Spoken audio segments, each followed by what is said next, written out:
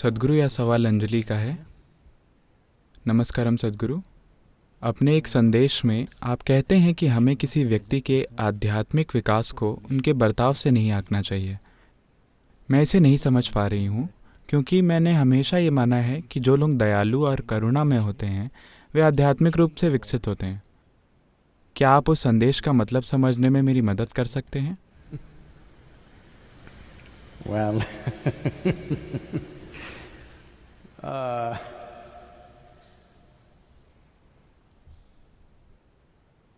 देखिए,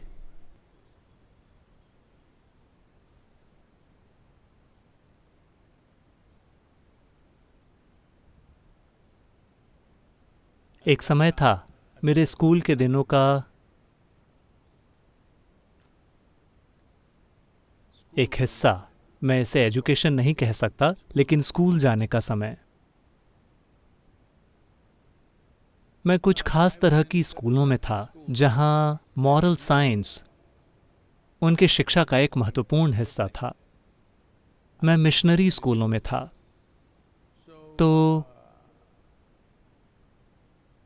वो हमेशा हमें 3 जादुई शब्द सिखाने की कोशिश कर रहे हैं।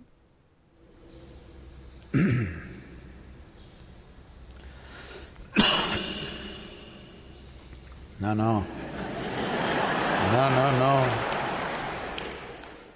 आपको 30 सेकंड के अंदर मेरी दूसरी खांसी के आने का इंतजार करना होगा।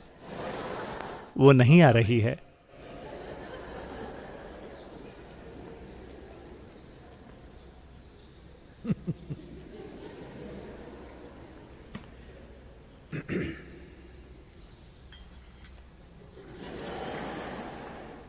मुझे जांच के बाद सर्टिफिकेट मिल गया है, ठीक है?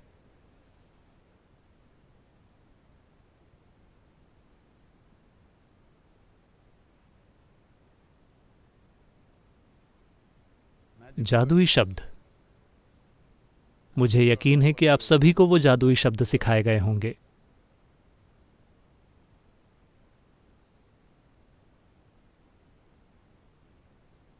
आप जानते हैं वो जादुई शब्द क्या हैं? क्या? नहीं, ये सही क्रम नहीं है। ये सॉरी से शुरू नहीं होता। आप क्या कर रहे हैं? सॉरी पहला शब्द नहीं है। प्लीज, सॉरी और थैंक यू।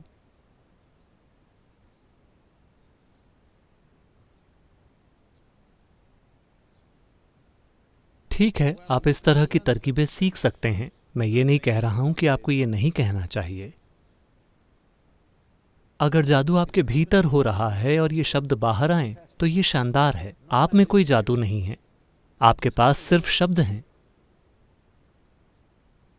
आपके पास अधिकार की भावना है। लेकिन आप कहते हैं प्लीज, इसका कोई मतलब नहीं है। बेहतर होगा कि कम से कम आप दिखाएं कि आप कौन हैं। ओ प्लीज, क्या मुझे ये मिलेगा? और वैसे भी आप इसे छीन लेते हैं। मैं इसे हर समय देखता हूं। और फिर आप किसी को उनके पिछवाड़े पर लात मारते हैं और फिर सॉरी कहते हैं। इसका कोई मतलब नहीं है। आप हर किसी से जो चाहे वो ले लेते हैं और फिर थैंक यू कहते हैं, जैसे कि उन्होंने इसे दिया हो। नहीं, इन शब्दों से ये पता लगने की उम्मीद की जाती है कि आपके पास अधिकार की कोई भावना नहीं है। आप समझते हैं कि वास्तव में यहाँ कुछ भी आपका नहीं है। यहाँ तक कि अगर आपको एक गिलास पानी भी चाहिए तो आप कहते हैं प्लीज। अगर आप वास्तव में इसे इस तरह से देखते हैं कि एक गिलास पानी या भोजन का एक निवाला भी आपका नहीं है, सौभाग्य से ये आपके लिए उपलब्ध है, इसलिए आप कहते हैं प्लीज। शानदार। आप चाहे कुछ भी करें। आप शायद किसी को चोट पहुंचा रहे हों। आप शायद किसी चीज के ऊपर कदम रख रहे हों, जाने में या अनजाने में। तो अगर कोई आपको देखता भी है तो आप पूछते हैं सॉरी, क्या हुआ? अगर आप वैसा महसूस कर रहे हो तो। और थैंक यू, क्योंकि आपके अंदर अपनी राह में आई हर चीज के प्रति आभार की भावना है। सच में। तो ये शब्द आ सकते हैं या ये किसी और तरीके से अभिव्यक्त हो सकता है। जिसे आपके भीतर का जादू होना था वो केवल आपके बर्ताव में होता है। यही ट्रेजेडी है नैतिकतावादी समाजों की, कि वे सारी सही चीज़ें करते हैं और उनके भीतर कुछ भी सही नहीं होता।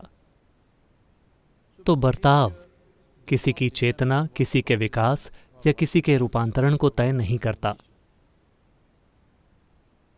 तो अगर आपके पास एक आध्यात्मिक विकास का मतलब है कि एक ठोस कंक्रीट होने से, कंक्रीट की तरह ठोस एक अलग व्यक्ति होने से आप थोड़े अधिक छेददार और अधिक समावेशी हो जाते हैं। अपनी समावेशिता के कारण हो सकता है कि आप कई चीजें करें। अगर चीजें आपकी समावेशिता, आपकी कोमलता से हो रही हैं, आपका प्यार भरा स्वभाव आपकी समावेशिता से उभर रहा है, तो ये शानदार है। लेकिन अगर ये कोई फॉर्मूला है जिसे आपने सीखा है कि आपको पता है कि ये चीज़ें करने से आप मनचाही चीज़ें पा सकते हैं, दरअसल हमें स्कूल में इसे इसी तरह से सिखाया गया था। इन 3 जादुई शब्दों का इस्तेमाल कीजिए, आपके लिए चीज़ें होंगी।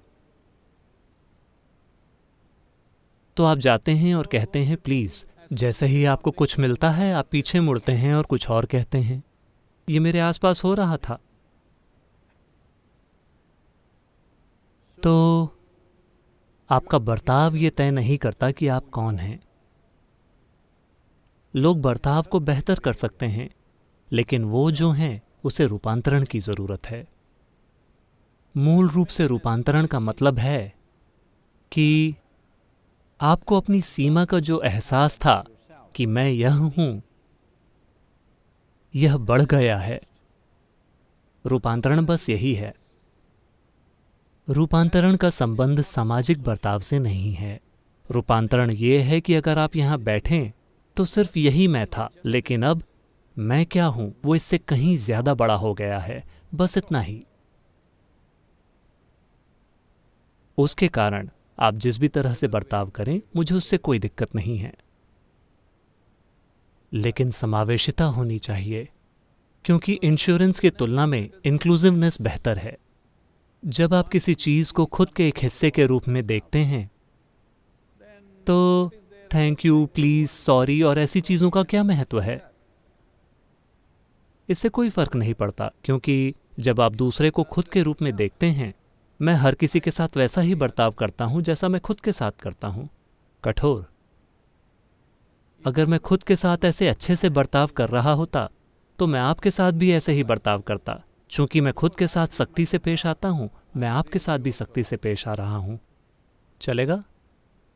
या आप चाहते हैं कि मैं अच्छा बन जाऊं? प्लीज़। मैं इसे शुरुआती कार्यक्रमों में कहता हूँ। मैं हमेशा कहता हूँ कि प्लीज़ अपनी आंखें बंद करें। हेलो, मैं कहता हूँ क्योंकि मुझे पता है कि आपको अपनी आंखें बंद करने में कठिनाई हो रही है। मैंने कहा प्लीज़ अपनी आंखें बंद कीजिए। आप संयमा में आते हैं और वहाँ भी आप चाहते हैं कि मैं प्लीज़ कहूँ। मैंने कहा अपना मुंह बंद करो और बैठ जाओ।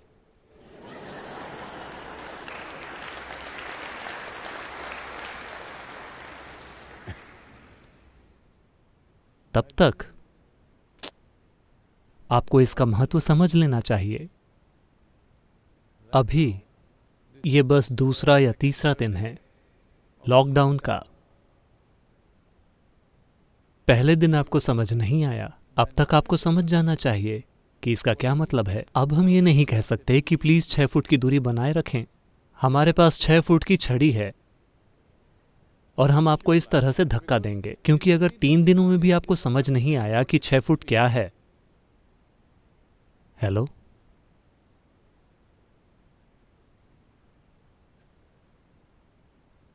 ये समझने में 3 दिन नहीं लगते कि 6 फुट क्या है। भले ही आप अनपढ़ हों, आप इसे समझ सकते हैं। आपको किसी गणित की डिग्री की ज़रूरत नहीं है। तो अब सरकार ने सेना को तैयार रखा है, कहीं अगर आप अभी भी न समझ पाए हों कि 6 फुट क्या है। हाँ, एक बार ऐसा हुआ। क्या हुआ?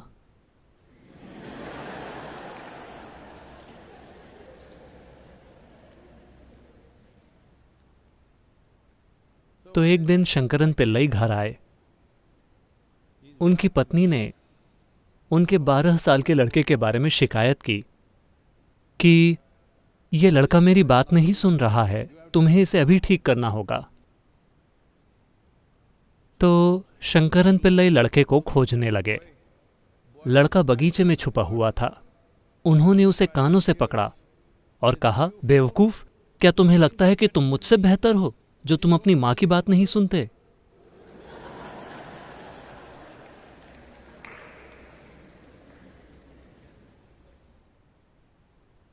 तो आपका बर्ताव, अगर आप समाज में रहना चाहते हैं तो हाँ, बेशक आपको अपने बर्ताव को नियंत्रित करना होगा, क्योंकि ये सिर्फ आपके बारे में नहीं है, ये आपके आसपास के हर इंसान के बारे में है। लेकिन हम अच्छे बर्ताव के रूप में जिस चीज़ की उम्मीद कर रहे हैं, उसका मतलब कुछ खास शब्दों का प्रयोग करना नहीं है, कुछ खास चीज़ें करना और कुछ खास चीज़ें न करना नहीं है। नहीं, हम इस चीज़ की उम्मीद कर रहे हैं कि अगर आप इस हॉल के अंदर आते हैं, यहाँ 50 लोग बैठे हुए हैं, आप अपने हर कदम और अपनी हर सांस में परवाह करते हैं। आपकी परवाह इन 50 लोगों के लिए है या सिर्फ अपने लिए, बस यही मायने रखता है। अगर आपकी परवाह यहाँ बैठे सभी 50 लोगों के लिए है, फिर आप एक तरह से बर्ताव करेंगे। अगर आपकी परवाह सिर्फ खुद के बारे में है, फिर आप दूसरी तरह से बर्ताव करेंगे। आपको बस इसे ही ठीक करना है। आध्यात्मिक प्रक्रिया कोई सामाजिक चीज नहीं है, ये एक ऐसी चीज है जिसे आप अपने भीतर करते हैं। चूंकि आपके भीतर कुछ बदल गया है, इसलिए आप दुनिया के साथ भी एक खास तरह से पेश आते हैं। कई सारे आध्यात्मिक लोग, बहुत ज्यादा विकसित इंसान, उनके पास सामाजिक हुनर नहीं था, इसीलिए उन्होंने खुद को समाज से दूर रखा। आपने सद्गुरु श्री ब्रह्मा के बारे में सुना है? उनके पास कोई सामाजिक हुनर नहीं था, ढेरों समस्याएं। इस बार हम थोड़े सामाजिक हुनर के साथ आए हैं। हाँ, मैं बढ़िया कर रहा हूं। अभी भी कुछ लोगों के साथ थोड़ा टकराव है, लेकिन ऐसे लोग हमेशा होते हैं। ये इस बात का संकेत है कि हम सही रास्ते पर हैं, कि हम दुनिया में सही चीजें कर रहे हैं। क्योंकि अगर वो लोग आपकी तारीफ करते हैं तो आप कुछ ऐसा कर रहे होंगे जो वाकई गलत है। तो जरूरी नहीं है कि किसी की आध्यात्मिक प्रगति उनके बर्ताव से आंकी जाए। अब इसे गैर जिम्मेदाराना बर्ताव का लाइसेंस मत समझिए, ये कहकर कि मैं आध्यात्मिक हूं।